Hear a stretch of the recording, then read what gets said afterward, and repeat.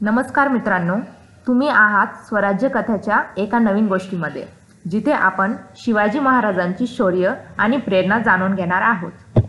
प्रतापगडाचा सिंहगर्जना. खूप वर्षांपूर्वीची गोष्ट आहे. छत्रपती शिवाजी महाराजांना पकडण्यासाठी आदिलशाहीचा एक अहंकारी सरदार आला. त्याचे नाव होते अफझल खान.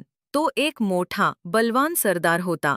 त्याला फार गर्व होता. मराठा राजा छत्रपती शिवाजी महाराजांना पकडण्यासाठी तो खूप मोठ्या सैन्यासह निघाला. तो छोटा राजा आहे, त्याला मी सहज हरवणार, असे खान मोठ्या अभिमानाने म्हणत होता. खान प्रतापगड किल्ल्याच्या पायथ्याशी पोहोचला. खानच्या मनात कपट आहे हे महाराजांना माहीत होते. शिवाजी महाराजांनी खानला भेटीसाठी होकार दिला, पण ते खूप सावध होते. शत्रूवर विश्वास नाही, पण भेटणे आवश्यक आहे, असा विचार करून महाराजांनी बुद्धीने काम करण्याचे ठरवले. भेटीसाठी महाराजांनी विशेष तयारी केली. त्यांनी आपल्या शुभ्र अंगरख्याखाली मजबूत चिलखत कवच घातले. आपल्या हाताच्या बोटात त्यांनी वाघनखे नावाचे गुप्त शस्त्र लपवले. भेटीच्या वेळी महाराजांसोबत त्यांचे जिवाभावाचे अंगरक्षक जीवा महाला, बाहेर तानाजी मालुसरे आणि येसाजी कंक यांसारखे त्यांचे शूर सरदार पहारा देत होते. प्रतापगडाजवळ एका खास तंबूमध्ये भेटण्याची वेळ ठरली. अफझल खान आपल्या उंचीचा आणि बळाचा मोठा रुबाब दाखवत तंबूमध्ये आला. महाराजांनी शांत आणि आदराने त्याचे स्वागत केले. दोन मोठे नेते समोरासमोर उभे होते आणि वातावरण खूप तणावपूर्ण होते. जसे खान जवळ आला तसे त्याने महाराजांना मोठ्या मिठीसाठी पुढे बोलावले. पण ही मिठी नव्हती, तो एक धोका होता. गर्विष्ठ अफझल खानने मिठी मारण्याच्या बहाण्याने आपल्या लपवलेल्या कट्यारने खंजीर महाराजांवर अचानक हल्ला केला.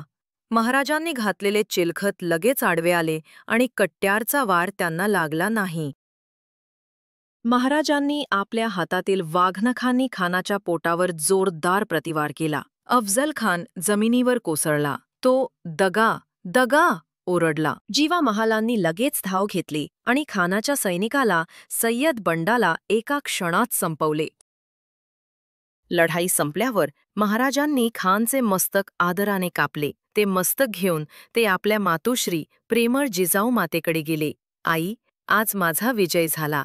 आपल्या राज्यावरचा धोका टळला, ते म्हणाले.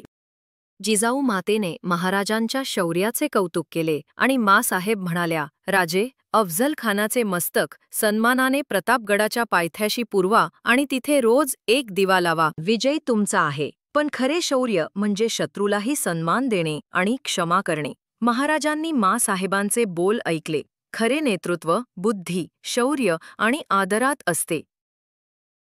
नीतिबोध.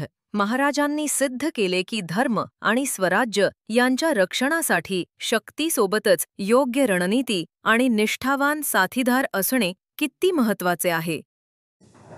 हा व्हिडिओ आवडला असेल तर लाईक करा, शेअर करा आणि स्वराज्य कथा चॅनलला सबस्क्राईब करा.